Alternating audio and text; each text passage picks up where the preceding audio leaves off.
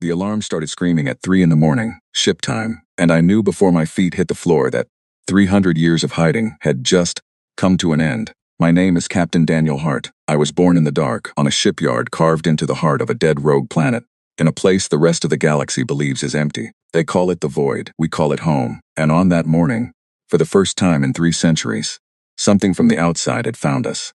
I ran through the corridors of the command station with my jacket half on. Officers were sprinting in every direction. Red light pulsed along the walls. When I reached the operations deck, my first officer, Laura Bennett, was already standing over the main display. Her face pale, she did not waste time on a greeting. She pointed at a single moving dot on the screen. A probe, she said. Concorde Deep Space Design. It slipped through the outer sensor line 40 minutes ago. It has seen the forges. It has seen the fleet. And in 19 minutes, it will be far enough out to transmit everything back to Concorde space. I stared at that dot, and I felt the whole weight of our history pressing down on my shoulders. Let me tell you, very quickly, why that little machine mattered so much. Because you cannot understand what happened next without knowing what was done to us. 300 years ago, humanity lived in the light. We had Earth. We had 7 thriving colonies spread across nearby stars. We were new to the galaxy, young and loud and endlessly curious. The galaxy was ruled then, as it is now, by the Galactic Concord, an alliance of old and powerful species who had divided everything between themselves long before we ever reached the stars. They watched us grow, and they grew afraid. We adapted too fast. We built too quickly. We asked too many questions. We refused to accept the lowest place at their table. So the Concord held a quiet vote in a golden chamber, far from human eyes, and they decided that humanity was a problem best solved early. They did not declare war. War would have given us a chance to fight. Instead, on a single coordinated day, their fleets appeared above all 7 of our colonies and burned them from orbit. Millions of lives, gone between one sunrise and the next. They called it preventive policy. They wrote reports about it. They filed those reports away and told the rest of the galaxy that humanity had destroyed itself through its own recklessness. But they missed some of us, mining crews in deep asteroid fields, a handful of long-range ships, scattered stations on the edge of nowhere, a few 100,000 survivors out of billions, running in the dark with nothing but grief and rage, and each other. Those survivors made a choice that still shapes every human life today. They did not scatter. They did not beg. They turned their battered ships toward the one place the galaxy feared, a vast dead region with no stars, no resources, and no reason for anyone to follow. Everyone believed the void could not support life. Our ancestors decided to prove everyone wrong, because the safest place in the universe is the place your enemy refuses to look. For 300 years we dug. We hollowed out rogue planets drifting starless through the black. We built fusion forges that burned like buried suns. We grew food in caverns under kilometers of rock. Every generation was raised on the names of the 7 lost colonies, recited at every school, every meal, every funeral. My grandmother, Eleanor Hart, used to hold my hand when I was small and say the words that every human child knows. The galaxy buried us alive, she would whisper, and we have been digging this whole time. And we did not only dig, we built. While the Concorde enjoyed 3 centuries of comfortable peace, growing slow and proud and lazy, we spent 3 centuries on a war footing. Every engineer, every scientist, every dreamer we had, bent toward one purpose: ships, armor, engines, weapons the galaxy had never imagined, because the galaxy had never needed to imagine them. The crown of all that work hung in the construction cradle outside my station window. That very morning, the last promise, 14 kilometers of void-forged hull, the first ship of the Emergence class, built not only to fight but to be seen. Every plate of her armor contained salvaged metal recovered from the wreckage of the 7 colonies. She was a warship, yes, but she was also a tombstone and a message and a promise we had made to our dead. The plan had always been simple. One day, when we were ready, we would go back, not to burn their worlds the way they burned ours. We had argued about that for generations, and in the end we chose something harder than revenge. We would go back to stand in front of the galaxy, alive, undeniable, and demand the truth be spoken out loud. The Concorde would face what it did, on our terms, at a time we chose. That probe was about to steal the choice from us. 19 minutes, Laura repeated, watching me. If that transmission goes out, the Concorde learns we exist while we are still asleep in our beds. They pick the moment. They pick the story. They tell the galaxy a monster is hiding in the dark. And they come for us, with everything they have. And this time they finished the job. Can we destroy the probe? I asked. Our interceptors can catch it, she said. But Daniel, listen to me. That probe did not wander here by accident. Its course was too clean. Someone in Concorde space is searching the void on purpose. If this probe vanishes, they will send 10 more, then 100. We can burn this one out of the sky, but we cannot hide anymore. The clock has already started. The only question left is who finishes the countdown, them or us. The operations deck had gone silent around us. 40 officers, all of them pretending to work, all of them listening, most of them, like me, had never seen a real sun. Their parents had never seen one. Their grandparents had never seen one. Every person in that room had spent their entire life preparing for a single day, and every one of them had just realized that the day might be today. I gave the order to destroy the probe. Our interceptors caught it 11 minutes later and turned it into silent dust before it could whisper a single word to its masters. Then I called an emergency session of the Council of Survivors, the elected leaders of our hidden nation, and I stood before them in the great stone chamber at the heart of the world and told them what they already knew. The hiding is over, I said. Not because we chose it, but because the dark is no longer deep enough. The Concorde is reaching into the void. Maybe they suspect something. Maybe it is only routine. It does not matter. If we wait, we will be discovered on their schedule, framed by their words, hunted by their fleets. Or we can do what we always planned to do, years ahead of schedule, and walk out of this darkness on our own 2 feet. An old councilwoman named Margaret Ellis, 91 years old, the granddaughter of an original survivor, rose slowly from her seat. The chamber went still. Captain Hart, she said, the last promise. Is she ready? Her weapons are ready, I answered. Her engines are ready. Her armor is ready. Her crew has trained for this their entire lives. She is ready. And are you ready? Margaret asked. Because the first human face the galaxy sees in 300 years will be yours. The first human voice they hear will be yours. Whatever you do out there, whatever you say, that is what humanity will become in their eyes. We are trusting you with everything we are. I thought of my grandmother. I thought of the 7 names I had recited every day of my life. I thought of millions of people who never got the chance to say a single word in their own defense before the fire came down. I am ready, I said. The vote took 4 minutes. It was unanimous. The night before our departure, I could not sleep, so I walked. The home world has no day or night in the natural sense, only the rhythms we impose on ourselves. But by tradition, the great caverns dimmed their lights for 8 hours, and I walked through that gentle, artificial dusk past the schools, past the hydroponic farms glowing soft green, past the memorial wall where the names of the 7 colonies are carved in letters taller than a groan.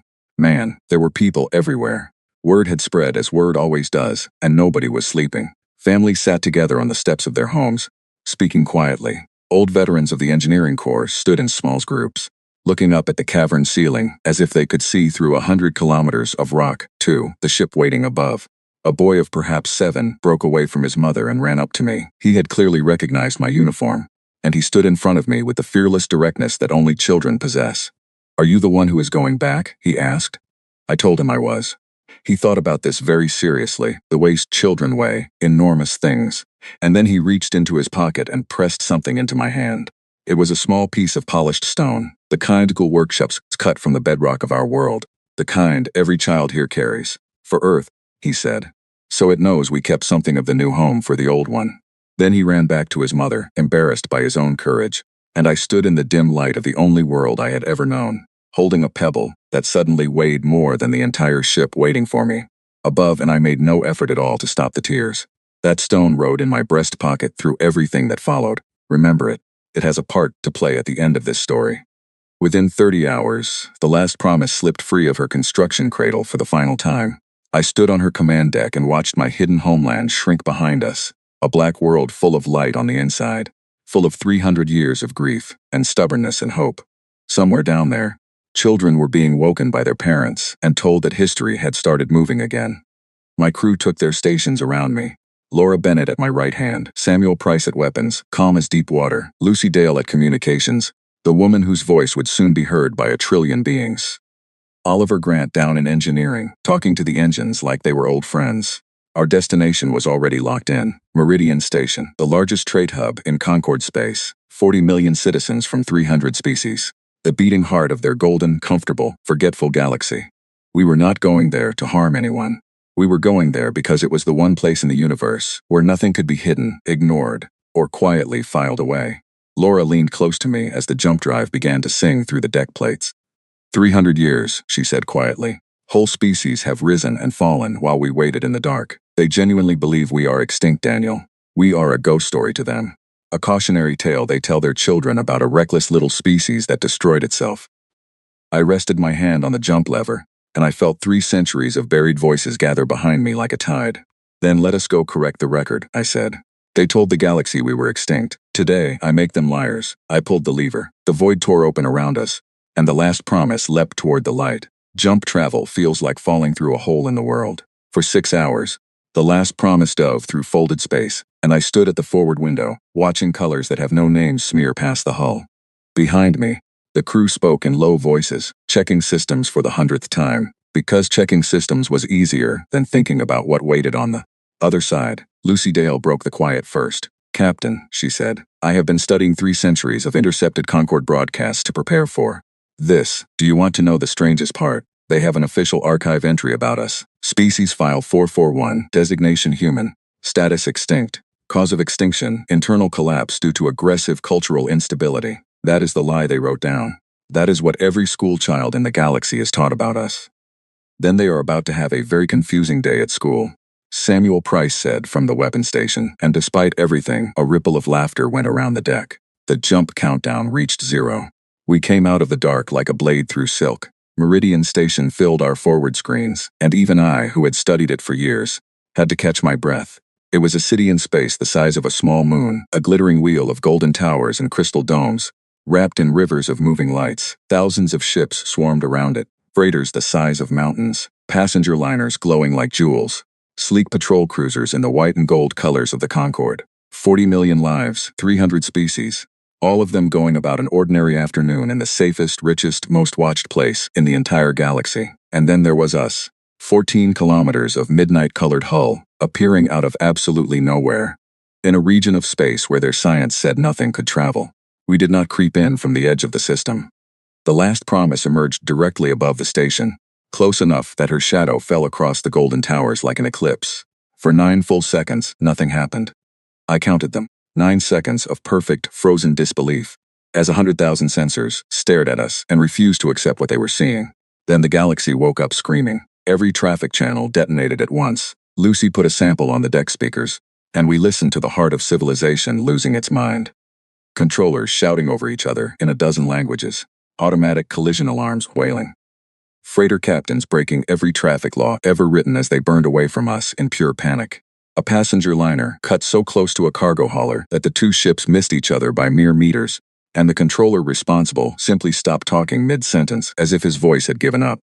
Unknown vessel. Someone kept repeating on the official channel, their translated voice cracking. Unknown vessel. Identify, you are in violation of. Please identify. What are you? What are you? On the station itself, we watched the panic spread in real time through their own public feeds. Crowds in the great market domes stopped and stared upward through the crystal ceilings at the black shape hanging over their sky. Emergency shutters began slamming down across entire districts. 3 different embassies broadcast evacuation orders within the first 2 minutes. The financial exchange at the heart of Meridian, the machine that set prices for half the galaxy, simply seized up as a trillion automated trades tried to flee to safety all at once. And through every feed on every channel, in every frightened conversation, the same word began to surface. Ancient scanning systems, older than the panic, had finished comparing our silhouette against their deepest archives, and they had found a match in a file that had not been opened in 300 years. Human. I watched that word catch fire and spread across their networks, and I will not lie to you. Part of me, some old and wounded part inherited from my grandmother and her grandmother before her, felt a cold satisfaction watching it burn. 12 Concorde patrol cruisers formed a trembling line between us and the station. Brave, honestly, considering that any one of them could have fit inside one of our landing bays. Their commander opened a channel, and his voice had the carefully controlled tone of a being who knows he is speaking to something far beyond his ability to handle. Unknown warship, this is Commander Virel of the Concorde Patrol Fleet. You have entered restricted space without clearance. You will identify yourself and state your intentions immediately, or you will be regarded as hostile. Every eye on my command deck turned to me. Lucy held up her hand, one finger raised. Ready to transmit on every open channel, she said. Station network, civilian bands, news relays, diplomatic lines, everything. Whatever you say next, the whole galaxy hears it. I had rehearsed 100 speeches over the years. Standing there, I threw them all away. Commander Virel, I said, you asked us to identify ourselves. There is no need. You already know who we are. Your own computers told you the moment we arrived. What I am about to send you instead is identification of a different kind, ours and yours. I nodded to Lucy, and she released the package we had guarded for 300 years. The original strike orders, the true ones. Stolen by our ancestors from a Concorde relay station during their flight into the dark, carried through 3 centuries like a sacred wound. Authorization documents for the coordinated destruction of 7 inhabited human colonies, signed and sealed by the Concorde High Assembly itself. Fleet deployment schedules. Target priorities that listed civilian population centers by the millions. Internal memos, polite and bloodless, discussing the most efficient way to erase a young species before it could become inconvenient. And beneath the official record, the recordings our survivors made themselves, the desperate final transmissions from 7 dying worlds, voices calling for help that never came, voices the galaxy had never been allowed to hear. We sent all of it, unencrypted, unedited, to everyone. Identification, I said into the silence that followed. You already know who we are, Commander. You signed our death certificate. We are simply here to inform you that it did not take. What happened over the next hour, I can only describe as watching a civilization look into a mirror for the first time and recoil from what it saw. The documents tore through the galactic networks, faster than any official power could contain them. News services that had begun the hour reporting an unknown vessel ended it broadcasting 300-year-old extermination orders to a trillion. Stunned viewers. On Meridian itself, the panic changed shape. Crowds that had been fleeing now stood packed around public screens, reading their own history rewritten in front of their eyes. We watched an elderly broadcaster from some feathered species fall silent on a live feed, reading page after page, until at last she looked up into the camera and asked her audience a single question. Did we know? Did any of us know? The Concorde High Assembly called an emergency session before the hour ended. Across 100 worlds, governments demanded answers from their Concorde representatives. And on the fringe channels, among the small species, the conquered species, the ones who had spent centuries living quietly under Concorde arrangement, we detected something else entirely. Not fear, celebration, careful, hidden, but unmistakable. Somewhere out there, beings who had never met a human were raising glasses to a ghost that had come back from the grave. Not everyone celebrated. Fear makes some hands reach for weapons, and the Concorde had been the unquestioned power of the galaxy for a very long time. An admiral arrived 6 hours after our emergence, leading a response fleet of 90 warships, the pride of the local Concorde Navy, Admiral Sorvek. We learned later that he had built his career on confidence and had never once fought a real battle, because in his lifetime there had never been one to fight. He arranged his 90 ships in a textbook formation and ordered us to power down our systems and surrender to Concorde inspection. We declined politely. He repeated the order. We declined again, slightly less politely. What came next was his mistake, though I confess we had been expecting it, and in a cold way, counting on it. Sorvek ordered what his logs would later call a demonstration of resolve, a warning barrage. 40 of his ships fired together, and the void between us filled with light. Hold, I said quietly, and the entire deck obeyed. Helm, all stop. Shields at standby. Do not raise them. Captain, Samuel said carefully. Do not raise them, I repeated. Let them see. You must understand what 300 years means. While the Concorde spent 3 centuries polishing the same comfortable designs, refining weapons that had never been tested against an equal, we spent those same 3 centuries assuming that one day the fire would come for us again, and building accordingly. Our hull armor was not metal as they understood metal. It was void-forged composite, layered and grown in conditions found nowhere else in the galaxy. Designed by people who had nothing to do for 15 generations except prepare. Their barrage struck us with the full fury of 90 proud warships. The last promise did not shake, she did not slow. Her lights did not so much as flicker. The fire of the conquered navy washed across her dark hull and faded like rain on a mountain. And when the light cleared, we were simply still there. Unmoved, unmarked, silently waiting. On the open channels, 40 million spectators on Meridian Station had just watched their mightiest fleet fire on a single ship and accomplish absolutely nothing. The silence that followed was the loudest sound I have ever heard. Admiral Sorvek, I said at last, letting Lucy carry my voice to every listening ear in the system. 90 ships against 1, and you fired first, without declaration, without provocation. I want the galaxy to notice that this is the second time your Concorde has opened fire on humanity, and the second time it has done so against those who had not raised a hand. The first time, we could not answer. I want you to look very carefully at your screens, Admiral, and understand that this time, we are choosing not to. I let that settle over the system like falling snow. We have not come for revenge, I continued. If revenge was what we wanted, you would already know. We have come for something your Concorde will find far more frightening. The truth, spoken out loud, in front of everyone. So here is humanity's demand, the only one we will make. The Concord High Assembly will stand trial for the extermination of the human colonies. Publicly, completely, before representatives of every species in this galaxy. And we have already chosen the venue, I said. The trial will be held at Sol, the home system of humanity, the graveyard your fleets left behind. You will come to the place where our story was supposed to end, and you will answer for it there. You have 30 days. I closed the channel. Behind us, Meridian Station and its 40 million witnesses blazed with light and noise and a trillion racing messages, the heart of the galaxy beating faster than it had in centuries. In the hours that followed, the messages began to arrive. The first official response came from Admiral Sorvek himself, his 90 ships now holding a respectful distance, his voice stripped of all its earlier confidence. He informed us, very formally, that our demand had been forwarded to the High Assembly, and that until instructions arrived, his fleet would take no further action. Then, after a pause that lasted just a little too long, he added something that was not in any protocol. Off the record, Captain Hart, he said quietly. I have spent the last hour reading the documents you released. I have a question, and I ask it as one officer to another. Are they genuine? Every word, I told him. Verified against your own archive checksums, which we also released, so your experts can confirm it themselves. We did not need to invent anything, Admiral. The truth was always terrible enough. He did not reply. The channel simply closed, and his 90 ships drifted a little farther away. After that came the others. Lucy sorted them as they flooded in. Thousands upon thousands of transmissions aimed at the dark ship hanging over Meridian.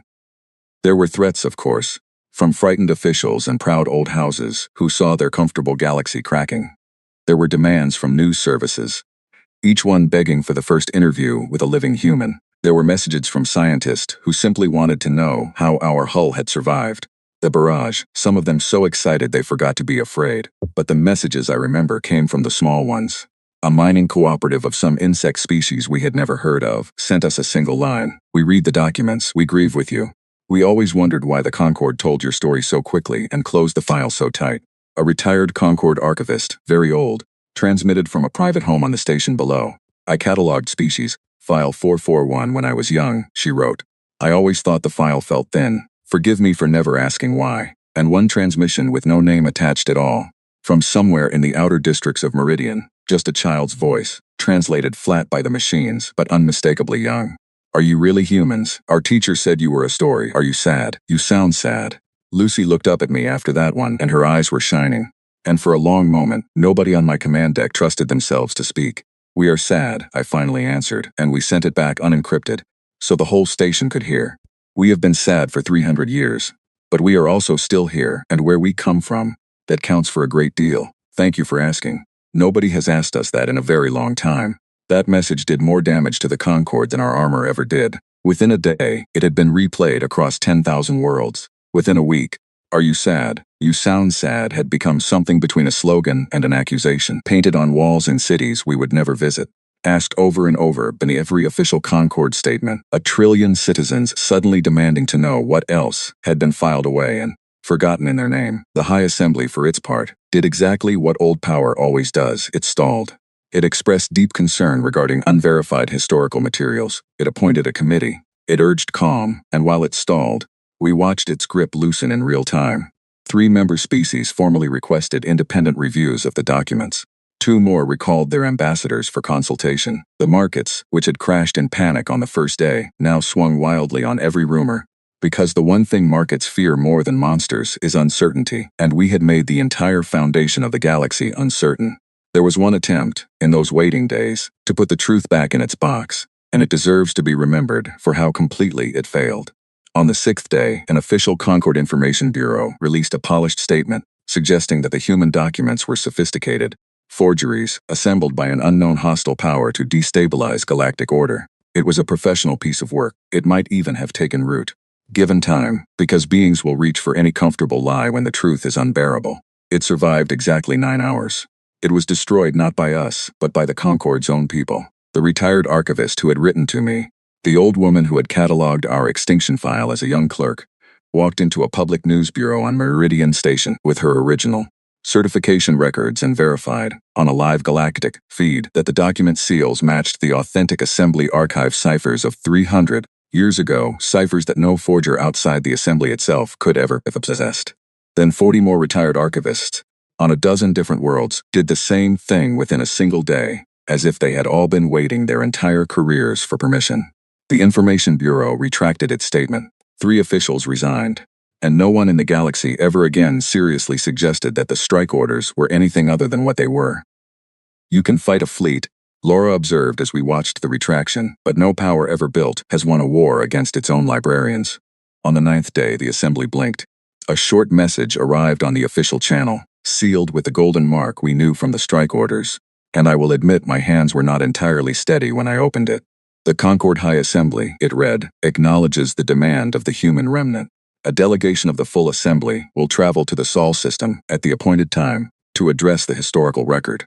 The Concord trusts that proceedings will be conducted with dignity by all parties. Historical record, Laura said, reading over my shoulder. They burned 7 worlds, and they are coming to discuss the historical record. They are coming, I said. That is the only part that matters. For 300 years, they never once had to come to us. Every word after this gets spoken on our ground, over our graves, in front of every camera in the galaxy. Let them bring whatever language they like. The dead will provide the translation. Laura came to stand beside me at the window.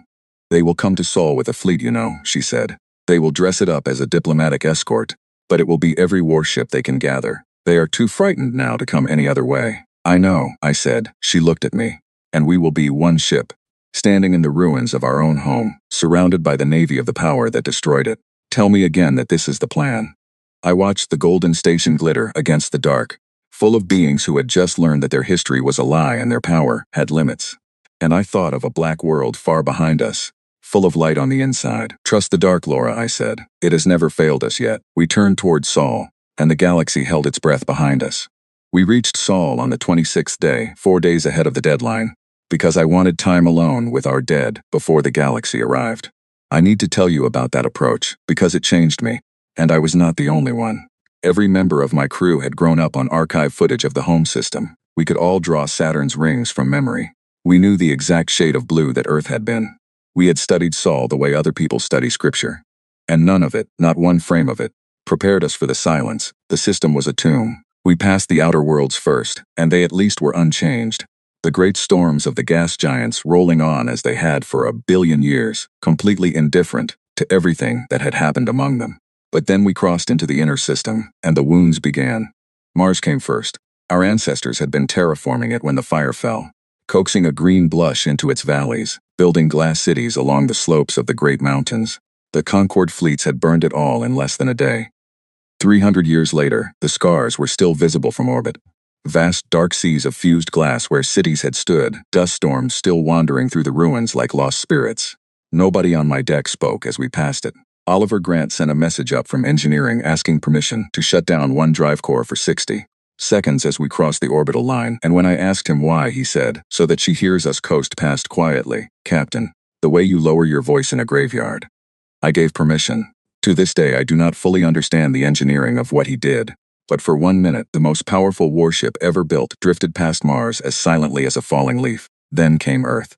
I had promised myself I would remain composed. I was the captain, the first human face the galaxy would see. I had a role to perform, and I had rehearsed it for years. All of that lasted right up until the moment our home filled the forward window, and then it simply collapsed.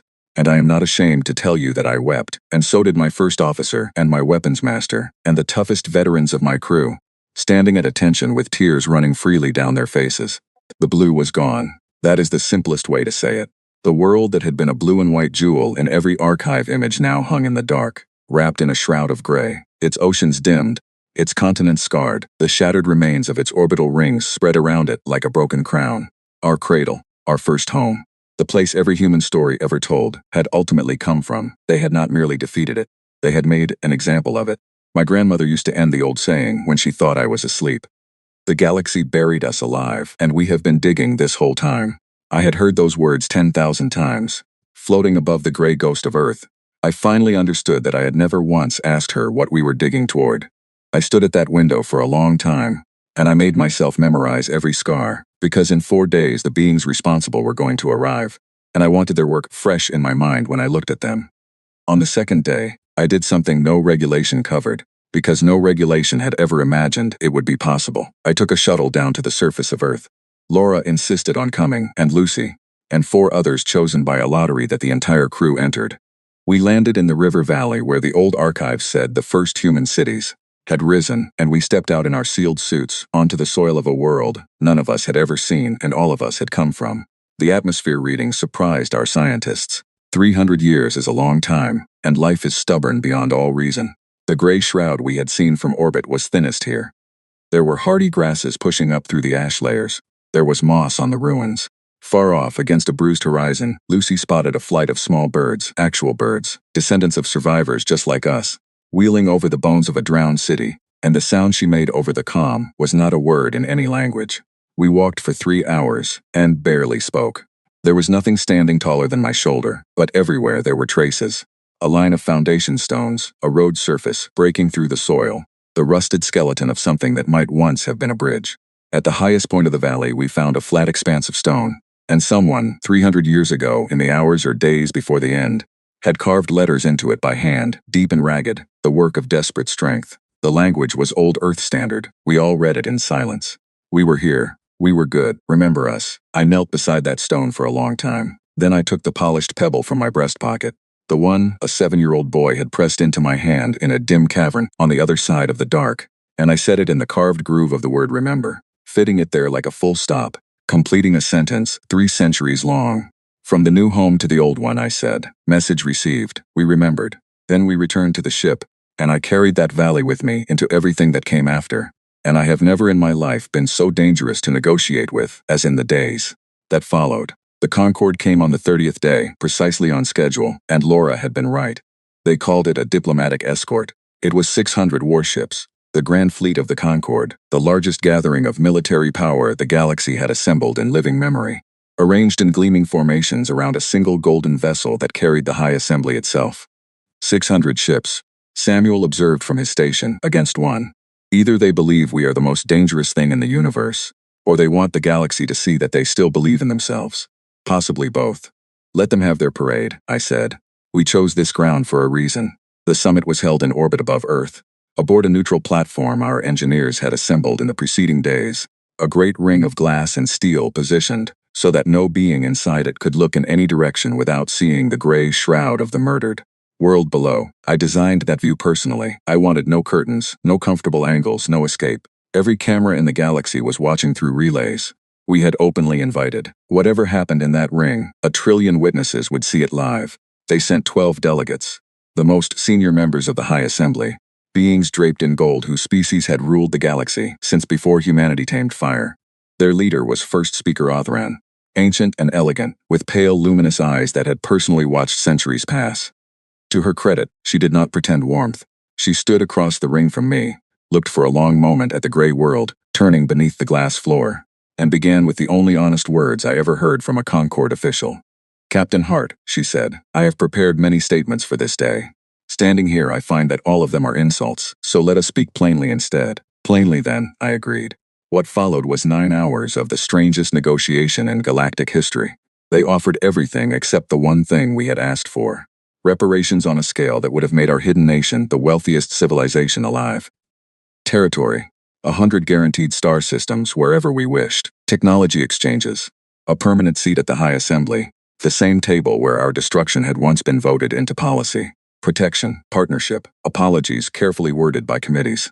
To each offer I gave the same answer. The trial. Full publication of every record, the names of every architect of the strike spoken aloud, and the great houses built on their legacy stripped of their inherited power. Not gold, not stars, not seats. The truth with consequences attached. And each time, Othran flinched away from it, and I began to understand that something was wrong. She was not protecting pride. I have seen pride, and this was not it.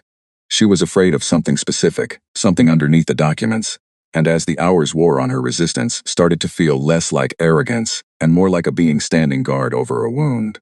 Just before the 10th hour, I gambled. I asked everyone else to leave the ring. Just the two of us, I said. No aides, no recordings for this one exchange. One old soldier and one old politician above a dead world.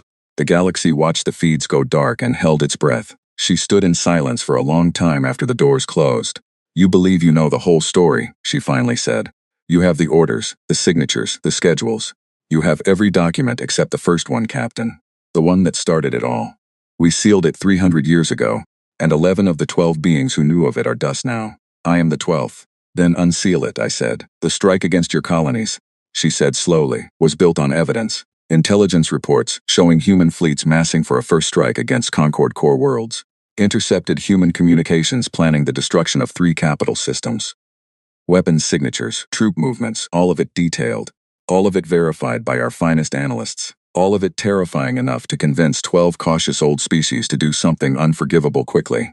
We believed we were preventing our own extermination. That is not an excuse. There is no excuse. But it is the reason. I felt the floor tilt under me. Those reports were false, I said. Humanity had no such fleets. We have our own complete records, and there was never any first strike plan. Our ancestors did not even know your core world's locations. I know, Othren said, and her luminous eyes were terrible. We learned the truth 40 years too late. The evidence was manufactured, Captain, constructed perfectly, planted patiently, by a third power that understood our fears better than we did. They wanted the galaxy's 2 most capable species to destroy one another, or failing that, for the old power to murder the young one and be forever stained by it. They succeeded beyond their dreams, and then they helped us bury it, and they have been quietly feeding on the galaxy's arrangements ever since. Name them, I said. The Vithari Combine, she said. I knew the name. Everyone knew the name. The galaxy's brokers, its bankers, its information merchants, present at every negotiation, owning a little of everything. The helpful gray presence in the background of 300 years of Concord decisions. Never ruling, only arranging.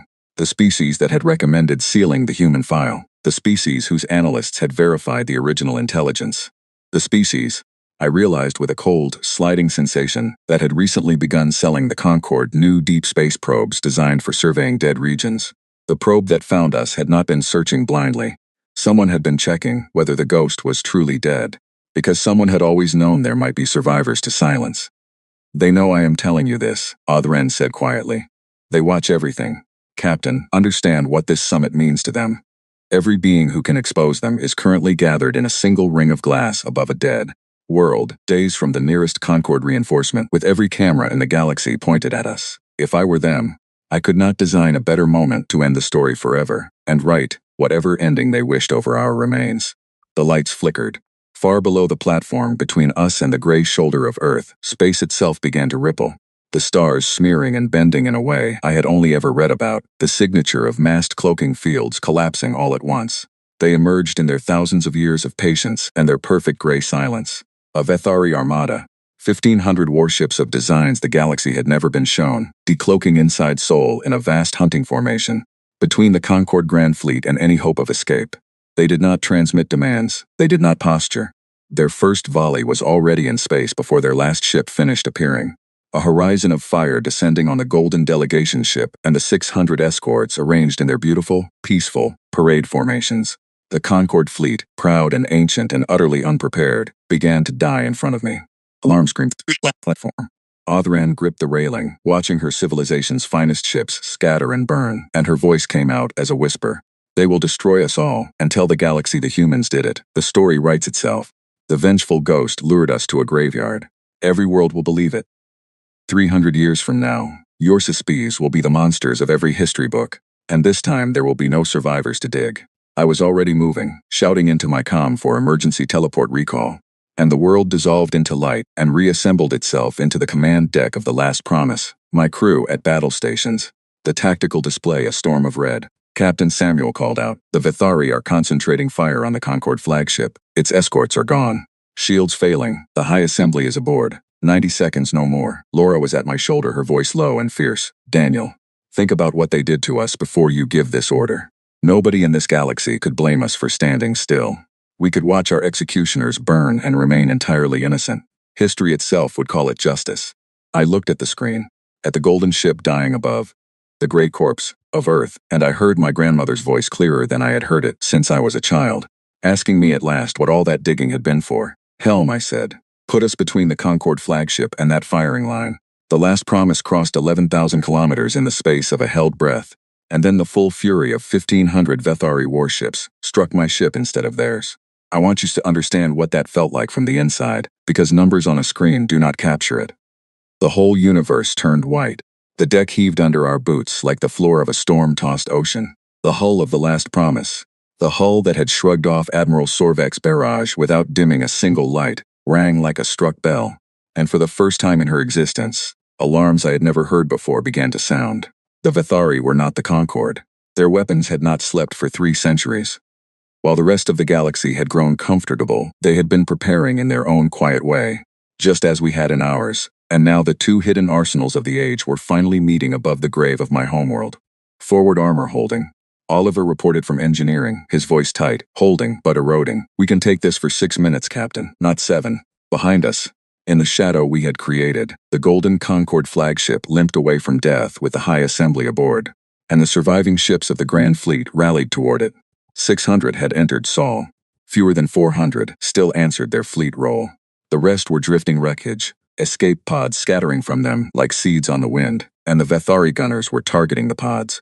That detail mattered to me. Remember that detail. Lucy, I said, open every channel. The whole galaxy is still watching through the summit relays. Let us make sure they understand what they are seeing. Channel open, she said. Citizens of the galaxy, I said, while my ship shook and burned around me. You were invited here to witness a trial. Instead, you are witnessing a confession. The fleet attacking this system belongs to the Vethari Combine. 300 years ago, they manufactured the lies that aimed the Concorde's fleets at my people's homes. Today they have come to bury the proof, the witnesses and the truth, all in one grave, and they intend to hang the deed around humanity's neck. Watch closely. Watch who is firing on the lifeboats. Watch who is standing in front of them. And then, because 6 minutes is not very long, I gave the order I had carried sealed in my heart since the day we left the void. Lucy, send the word home.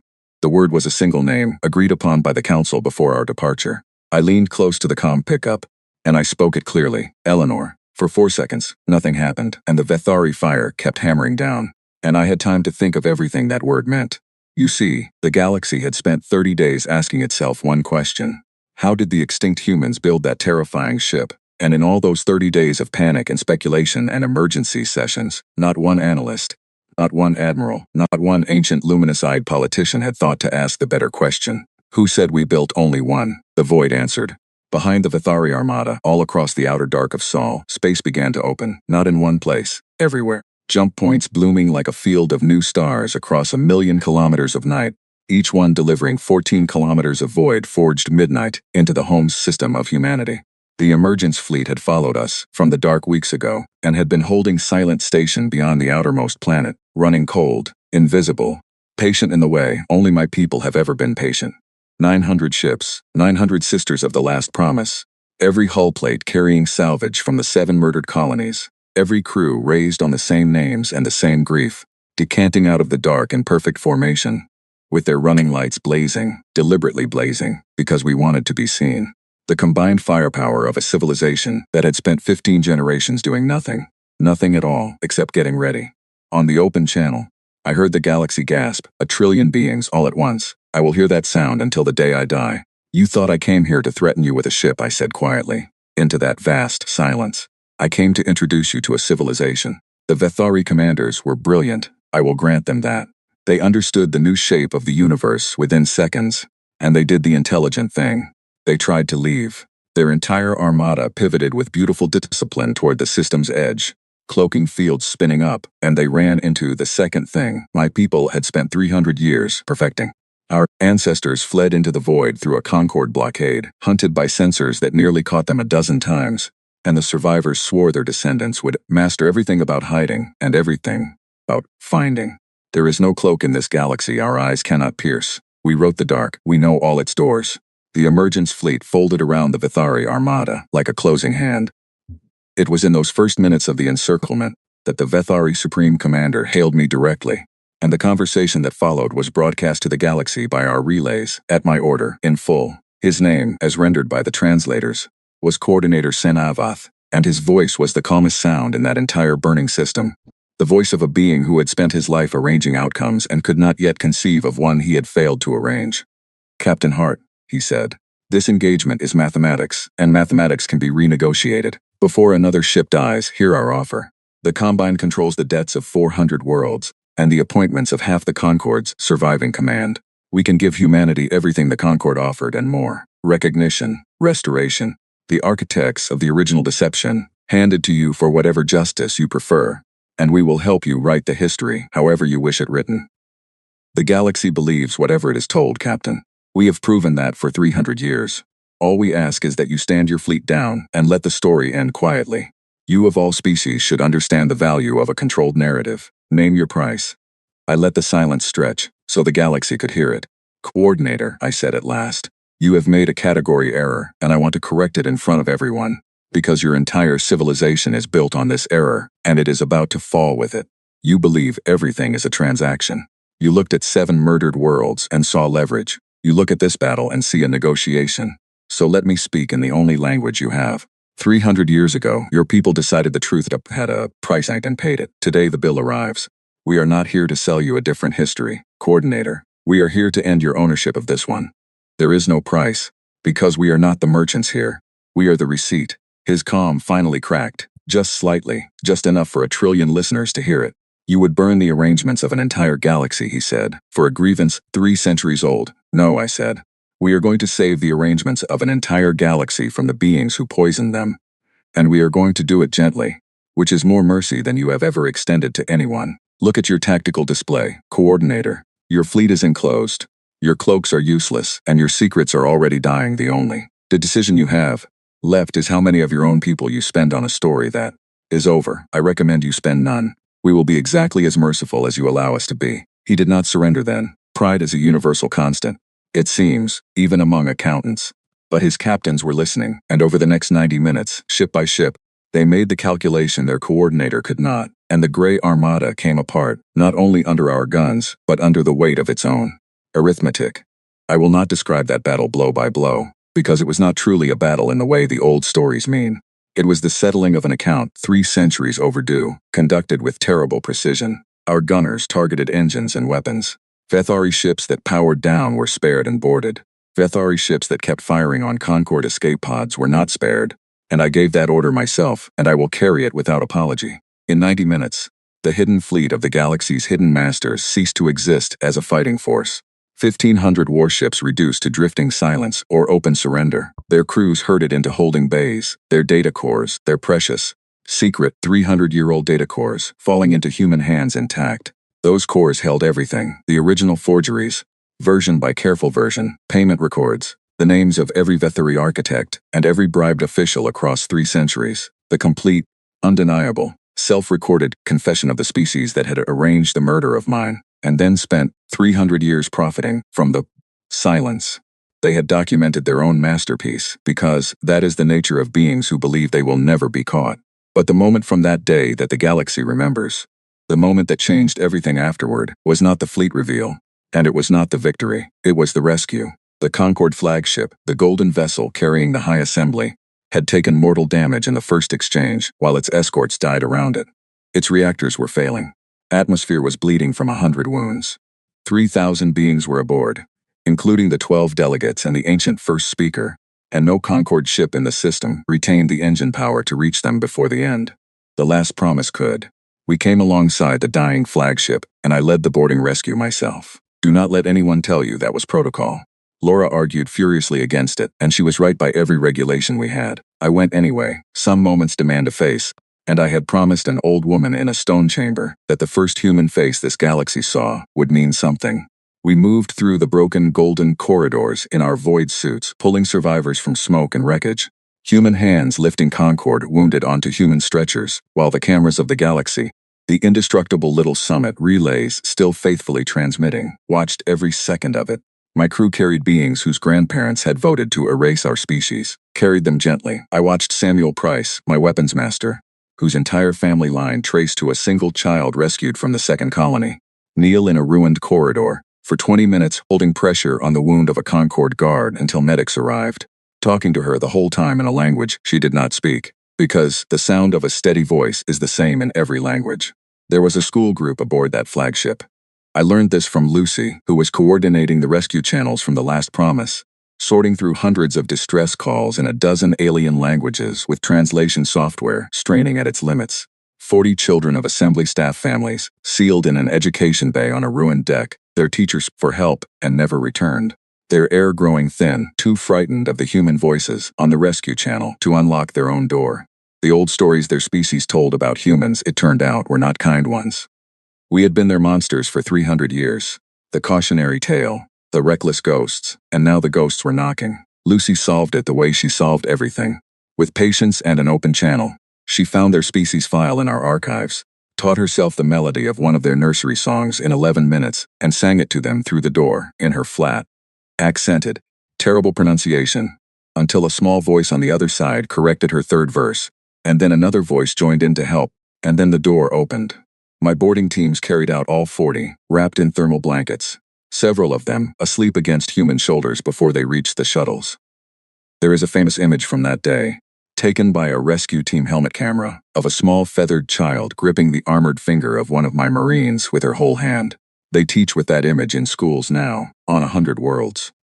The caption they use is the question the galaxy had been asking since Meridian, finally answered. This is what came out of the void. Near the heart of the ship, in a shattered command chamber, I found Admiral Sorvek. He had transferred his flag to the delegation escort out of pride, after Meridian and his pride had brought him here, to the floor of a burning room. His uniform soaked dark, far past the help of any medic of any species. He recognized me through the smoke. I knelt beside him because no one of any species, should account for their life alone on a floor.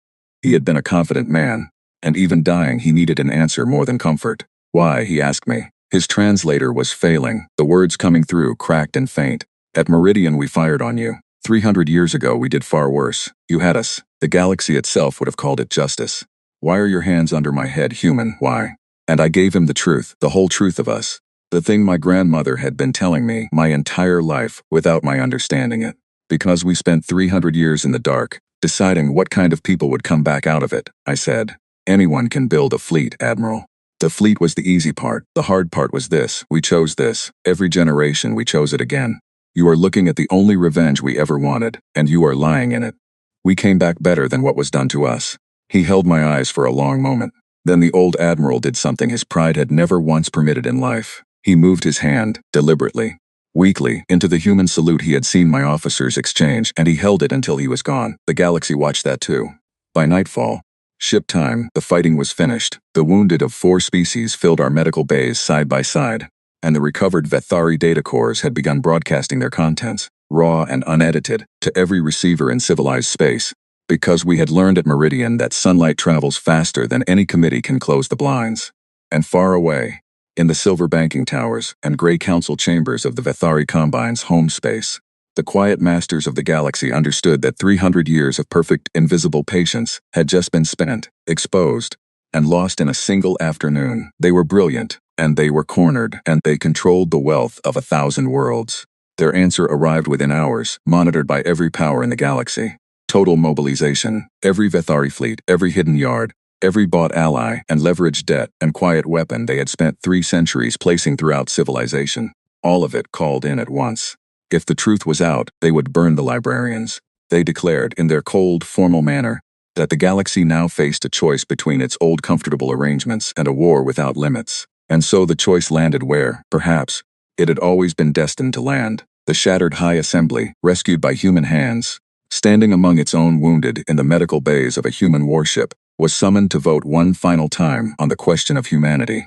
Stand with the species they had exterminated, or kneel to the species that had played them, and purchase peace by helping bury us a second time. Audran came to find me on my command deck before the vote, moving slowly, her golden robe scorched, her ancient luminous eyes taking in my battered, victorious, grieving crew. 300 years ago we voted on your species in a golden room. Far from anything real, she said. It took us less than a day, and we were wrong in every possible way a civilization can be wrong. Now we must vote on you again. I find it fitting beyond words that this time we do it here. She looked out the forward window, at the gray shroud of Earth, turning slowly below, at the 900 dark ships of the Emergence Fleet, standing guard over the graveyard they were born from. Whatever we decide, Captain Hart, she said, the galaxy that existed 30 days ago is gone. You ended it the moment you stepped out of the dark. I only hope we prove worthy of whatever you have started. She left to cast her vote, and I stood with my crew above our murdered homeworld, with the fate of everything balanced on the conscience of our oldest enemies, and the whole galaxy waited together in the dark to learn what kind of story this was going to be. The vote took 11 hours, and I did not sleep through a single minute of it. The High Assembly deliberated aboard the wreckage-adjacent platform we lent them, on an open channel, because Audran insisted on it. No more golden rooms, she told her fellow delegates in front of 1 trillion viewers. The last secret vote this body ever held cost 7 worlds their lives and this Concord its soul. If we are to decide the fate of the galaxy again, we will do it where the galaxy can watch our faces while we do. So the galaxy watched, and so did we. My crew gathered in the mess halls and corridors of the Last Promise around every available screen. 900 ships of the Emergence Fleet held their silent formation above Earth, and aboard every one of them, the descendants of the survivors watched their old executioners argue about whether humanity deserved to be stood beside. I will not pretend it was a noble debate from start to finish. Fear spoke loudly in that chamber. Several delegates argued, with genuine anguish, that the Vethari controlled too much, owned too much, knew too much, that war against the galaxy's bankers meant ruin for 100 innocent worlds, that one more accommodation, one more quiet arrangement, could still purchase peace. We have compromised with them for 300 years. One delegate pleaded, what is one more century? It was Othran who ended it. She rose last, the oldest being in the chamber. And she did not give a speech. She simply held up 2 objects for the cameras of the galaxy. In her left hand, a copy of the original forged intelligence, the elegant Vethari lie that had aimed the Concord like a weapon at 7 sleeping colonies. In her right hand, a medical report from the human ship Last Promise, listing the names of 3,000 Concord citizens currently alive in its care, rescued from fire by the children of the people that Lie had murdered. Here is the choice plainly, she said. We may continue to be governed by the hand that wrote this paper. Or we may attempt, for whatever years remain to me, to be worthy of the hands that wrote this one. I have been wrong once on the question of humanity. I held the file, I trusted the verification. I voted yes in a golden room, and I have carried 7 worlds with me for 300 years. I will not be wrong about them twice. The Concord stands with the humans. Cast your votes. They cast them. 93 member species, 88 stood with us, 5 abstained, none, not one, voted to kneel, because awe and shame are unsteady foundations for an alliance. But as I would say to Laura later that night, awe and shame is how all the best alliances start. The work of turning it into something better could come after. The war that followed was called, in the histories, the 100-Day Reckoning, and it was unlike any war the galaxy had imagined, because the Vethari did not fight the way empires fight. They had no proud battle fleets parading in formation. Their power lived in hidden yards, in leveraged debts, in officials owned for generations, in weapons cached inside civilian stations, in the deep architecture of galactic finance itself. Fighting them was not like fighting a navy. It was like fighting a disease that had spent 3 centuries learning the body. But here is what the Vethari, in all their brilliance, had never accounted for. They were the galaxy's masters of hiding, and they had built their entire strategy on the assumption that no one could ever find what they had concealed. They had never met the people who wrote the dark. Humanity had spent 300 years becoming the universe's foremost experts in exactly 2 things, hiding and finding, and we turned the second one loose upon them completely. Our censor doctrine stripped their cloaks. Our analysts, raised from childhood on the puzzle of the original forgery, unpicked their financial webs like children solving familiar riddles. Our ships appeared above their hidden yards with the same impossible silence we had once used above Meridian, and one by one, the secret instruments of the Combine were located, named, broadcast to the galaxy, and dismantled. The Concord fleets, rearmed with shared human technology and fighting now with something to prove, did their part with a ferocity that surprised everyone, perhaps most of all themselves. One episode from those 100 days will tell you everything about how that strange war was actually won. There is a world called Tessek, a small, industrious place of 4 billion beings which had been quietly owned by the Combine for 6 generations. Not conquered. Owned. Its founding loans had been structured so that no amount of labor could ever retire them. Its harvests and factories mortgaged before they existed. Its every government for a century, approved in advance by gray accountants who had never set foot on its soil. The galaxy had 100 such worlds and had trained itself not to look at them. When the campaign reached Tessek, the Combine garrison threatened to disable the orbital infrastructure that kept the planet fed, rather than surrender the asset, and 4 billion lives became hostages on a balance sheet. The old galaxy would have negotiated, paid, and looked away again. Instead, our fleet did what we do. We went quiet, found every hidden command relay in that orbital web within 19 hours, and removed them all in a single coordinated stroke so silent that the garrison was still issuing threats over systems it no longer controlled. Then, before the galaxy's watching cameras, we did the thing that broke the Combine's spirit more thoroughly than any battle could have. Our analysts published the complete Tessek ledgers, every predatory clause and forged signature, and the new joint tribunal declared 6 generations of engineered debt void in a single ruling that took 4 minutes to read aloud. 4 billion beings woke up owning their own world for the first time in living memory. Within a week, 30 other indentured worlds had petitioned the tribunal, and combined officials across the galaxy discovered that their true empire, the empire of obligation and quiet fear, was dissolving faster than any fleet could possibly defend it. We had learned the lesson of our own history and turned it outward at last. You do not defeat beings who weaponize lies by lying better. You defeat them by making the truth too loud to file away. And throughout those 100 days, humanity held to the discipline that defined us.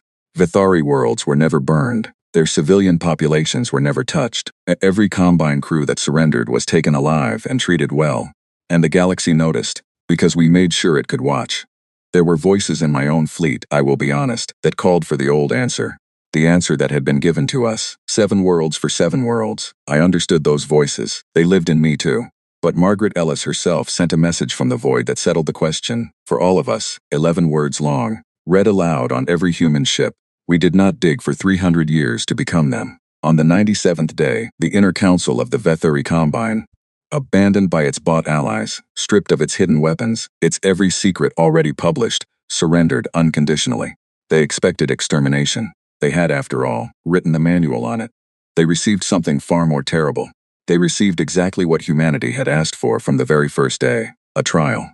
It convened 6 months later in the Sol system, in a great hall of glass and steel constructed in orbit above Earth, with the gray shrouded homeworld filling its windows, just as I had once arranged for a summit.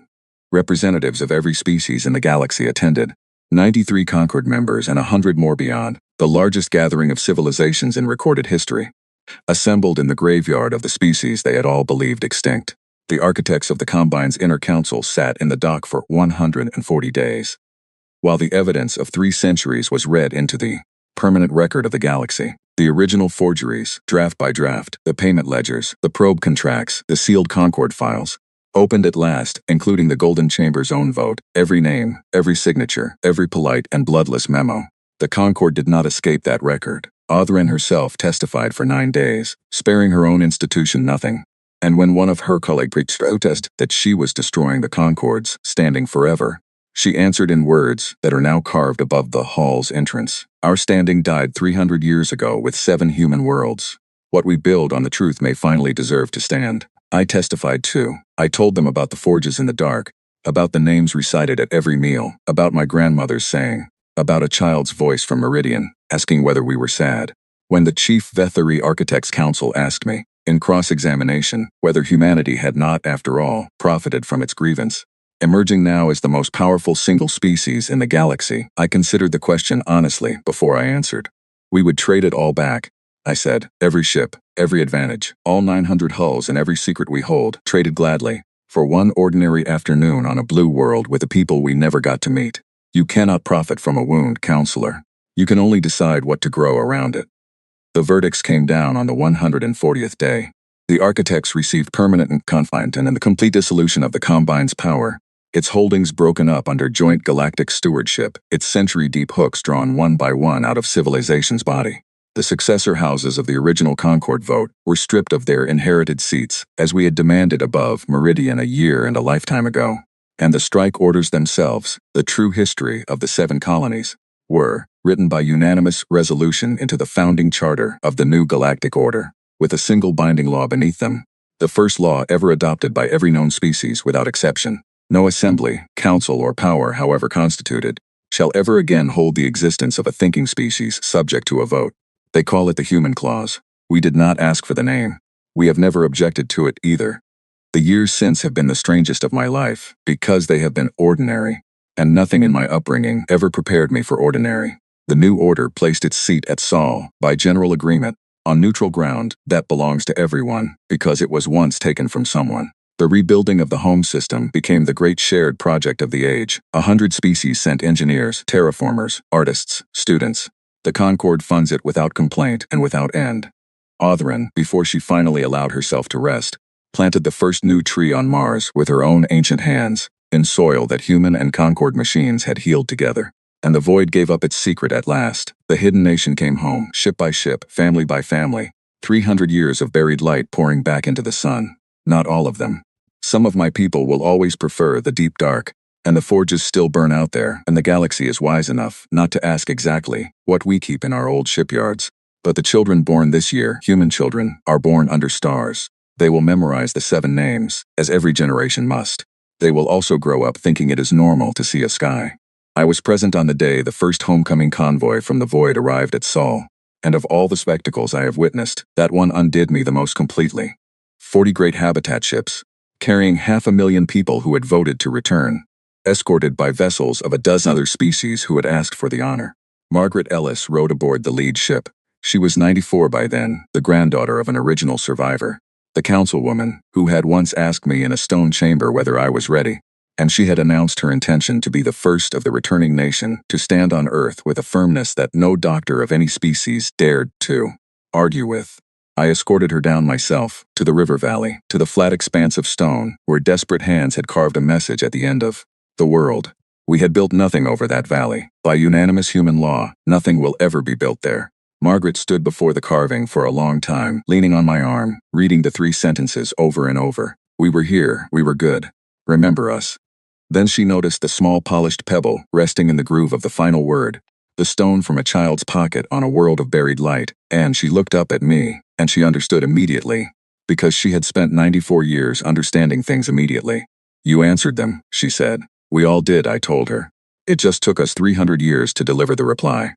She nodded slowly and patted my arm, and said the thing I now repeat to every cadet, every diplomat, and every historian who asks me what the long dark was truly like. Young man, she said, standing in the open air of Earth at 94 years old, grief is just love with nowhere to go.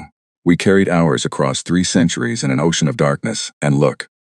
She gestured at the green pushing through the valley, at the ships of 100 species crossing the sky, at the children of the convoy already running ahead down the slopes, shrieking with laughter under an open sun their people had been promised for 15 generations.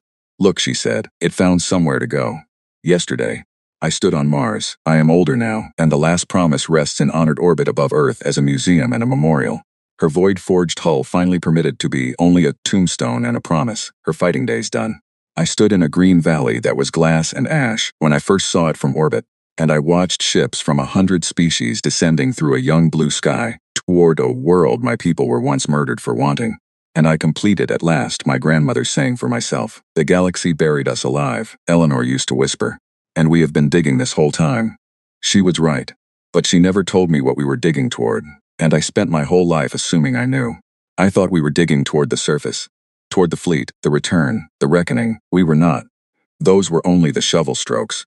We were digging toward this, a green valley, a crowded sky, a galaxy where the vote can never happen again. It was never revenge we were tunneling toward. Not in 300 years of darkness. It was daylight. A young diplomat found me in that valley as the ceremonies ended. A junior Atai from one of the newest member species. Feathers ruffling in wind her homeworld has never known. She had clearly rehearsed her question and was clearly terrified to ask it. And she asked it anyway, which told me her species will do well among the stars. Captain Hart, she said, I have studied the reckoning my whole life. The hidden fleet, the void-forged armor, the sensors that strip away any cloak. The historians still argue about it, so I want to ask you directly. What was humanity's greatest weapon, truly? Which one should the galaxy remember? I looked up at the crowded, peaceful, watchful sky, and I gave her the truth, and I will give it to you as well, because it is the last thing I have to say. Patience, I told her. 300 years of it held by people who refused to let grief curdle into cruelty or hope rust into hatred, who passed the long wait from hand to hand like a lamp and never once let it go out. That was the weapon. Everything else was just metal. Then I smiled at her, 'cause she deserved a smile, and the galaxy deserves the warning. Pray you never see it again.